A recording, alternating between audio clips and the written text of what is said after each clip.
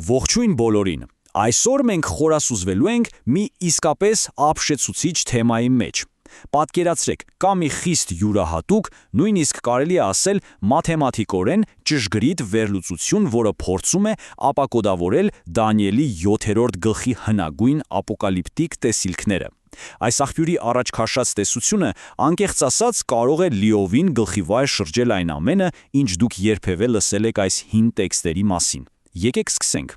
Հիմա հավանաբար մտածում եք, սրանք պարզապես անցյալի մահացած կայսրություններ են, չէ՞։ Շատերն են այդպես կարծում։ Բայց սպասեք, ինչ, եթե նրանք բոլորը սխալվում են։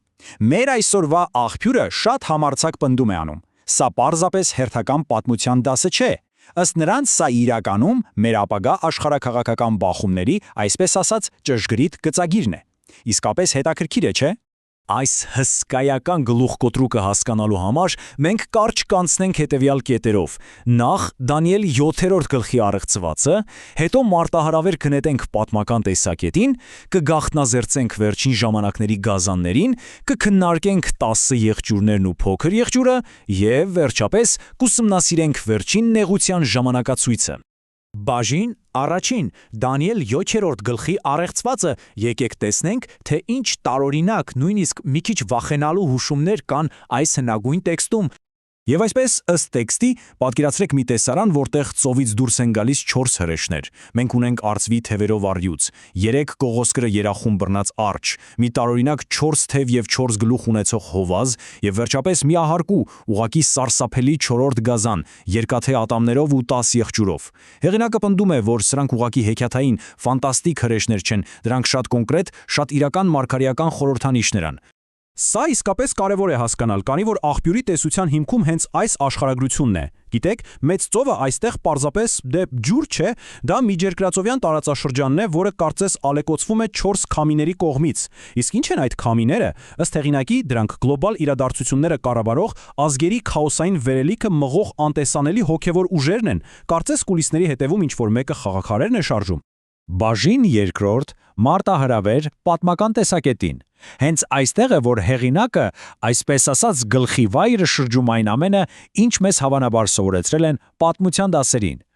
Տեսեք, ավանդական տեսակետը միշտ ասել է, որ սրանք անցյալի հաջորդական կայսրություններ են՝ Բաբելոն, Մանրապարսկաստան, Հունաստան, Հռոմ։ Դե բոլորս գիտենք այս հերթականությունը։ Բայց մեր ուսումնասիրած աղբյուրն ասում է՝ ոչ, դա այդպես չէ։ Նրանք պնդում են, որ այս ուժերը ոչ թե հերթով եկել ու գնացել են, այլ պետք է գոյություն ունենան և բախվեն միաժամանակ, և այն էլ մարդկային պատմության հենց վերջում։ Սա լրիվ այլ հարթություն է, չէ՞։ Եվ որպեսզի սա պարզապես դատարկ խոսք չթվա, հեղինակն օգտագործում է շատ խելացի տեքստային խաչաձև հղումներ։ Օրինակ, քանի որ նույն գրքի 8-րդ գլխում Մանրապարսկաստանը հստակ կոչվում է Խոյ, ապա այն տրամաբանական է, պարզապես չի կարող լինել 7-րդ գլխի արջը։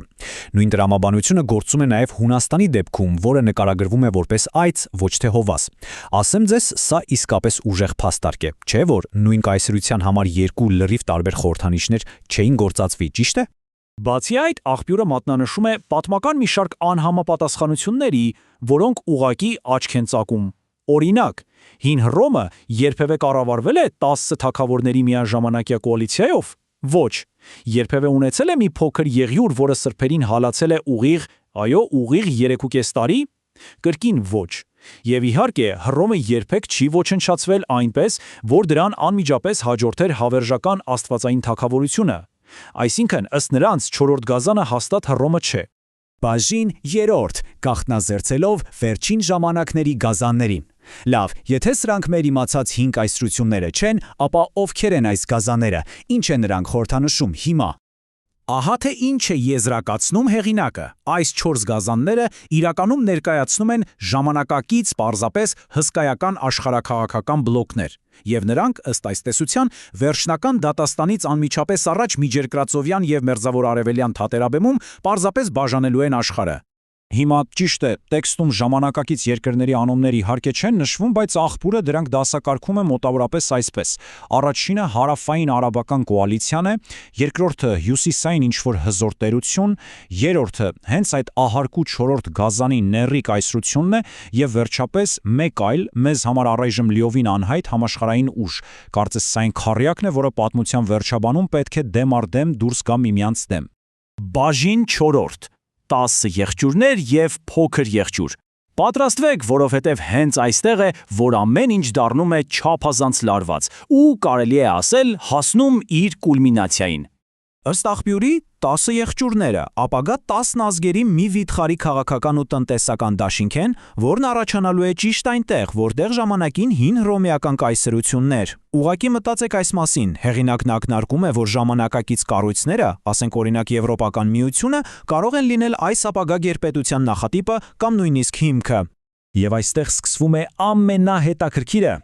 Ի հայտ է գալիս այսպես կոչված փոքր եղջյուրը, ով իրականում վերջին ժամանակների Նեռն է կամ Հակաքրիստոսը։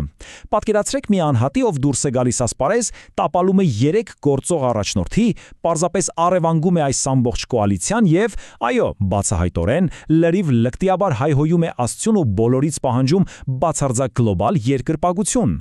Գիտեք, տեքստում հստակ գրված է. նա բարձրյալի դեմ խոսքեր կխոսի և կհալածի բարձրյալի սրբերին, և նրանք կտրվեն նրա ձեռքը մինչև ժամանակ, ժամանակներ և կես ժամանակ։ Հեղինակի համար սա անհերքելի, ուղղակի կատարյալ ապացույց է, որ այս փոքր եղջյուրի իշխանությունն ու հալածանքները ունենալու են մաթեմատիկորեն ճշգրիտ, չափազանց կոնկրետ տևողություն։ Եվ այսպես հասանք բաժին 5-րդին, վերջին նեղության ժամանակացույցը։ Սա մեզ տանում է դեպի այս հսկայական գլուխկոտրուկի վերջին և անկեղծ ասած ամենաբարդ մասը՝ մարգարեական մաթեմատիկայի գաղտնազերծմանը։ Հիշում եք այդ տարօրինակ արտահայտությունը՝ ժամանակ, ժամանակներ և կես ժամանակ։ Ըստ մեր աղբյուրի խորքային վերլուծության, դա մաթեմատիկորեն վերծանվում է որպես ուշադրություն։ Ուղիղ 1260 օր, կամ որ նույնն է 3.5 տարի։ Սա, վստահեցնում են նրանք, պարզապես պատահական թիվ չէ, սա ամենաճակատագրական ժամանակահատվածն է։ Հենց այս թվերի հիման վրա էլ աղբյուրը կառուցում է խիստ շատ կոնկրետ 7-ամյա հետհաշվարկ։ Ամեն ինչ սկսվում է Իսրայելի հետ խաբուսիկ կեղծ խաղաղության պայմանագրով։ Հետո, ճիշտ մեջտեղում 3.5 տարի անց Նեռը խախտում է այդ պայմանագիրը։ Եվ վերջին 3.5 տարիները կամ նույն 42 ամիսները վերածվում են այնպես կոչված մեծ նեղության, մի աննախադեպ գլոբալ բռնակալության ժամանակաշրջանի։ Բայց գիտեք, թե այս ամենի մեջ որն է ամենաուշագրավը։ Այն, թե ինչպես է հեղինակը տարանջատում այս 1260 օրերի իմաստը։ Նա նշում է, որ առաջին կեսը ապաստարանի և պաշտպանության շրջան է լինելու եկեղեցու համար, որտեղ նրանք հոգևորապես կնախապատրաստվեն։ Իսկ ահա երկրորդ կեսը դառնալու է ուղղակի սարսափելի գոյատևման փորձություն և մեծագույն նեղություն հրեա ժողովրդի համար։ Համաձայն եք, սա իսկապես շատ հստակ և խորքային տարբերակումը։ Եվ այսպես, այս հետազոտությունը եզրափակվում է Արմագեդոնի վերջնական իսկապես էպիկական շրջադարձով։ Նեռն ու իր զորքը անխուսափելիորեն բախվում են վերադարձող Քրիստոսին, փոքր եղջյուրը բռնվում և ընդմիշտ ոչնչացվում է, իսկ երկրային բոլոր, բացարձապես բոլոր աշխարհաքաղաքական համակարգերին փոխարինելու է գալիս հավիտենական աստվածային հազարամյա թագավորությունը։ Կարելի է ասել, սա այս հսկայական մարգարեության բացարձակ ու վերջնական հանգուցալուծումն է։ Եվ այս ամենը լսելուց հետո մենք մնում ենք մի շատ խորը, գուցե մի փոքր էլ սարսափազդու հարցի դեմ առ դեմ։ Հիմա, երբ մենք ամեն օր միացնում ենք հեռուստացույցը կամ տերթում նորությունների ժապավենը, արժե ինքներս մեզ հարցնել. արդյոք մենք արդեն իսկ տեսնում ենք, թե ինչպես են ժամանակակից ազգերը զբաղեցնում իրենց տեղերը մարգարեական այս հսկայական շախմատի տախտակին։ Ինչ եք կարծում։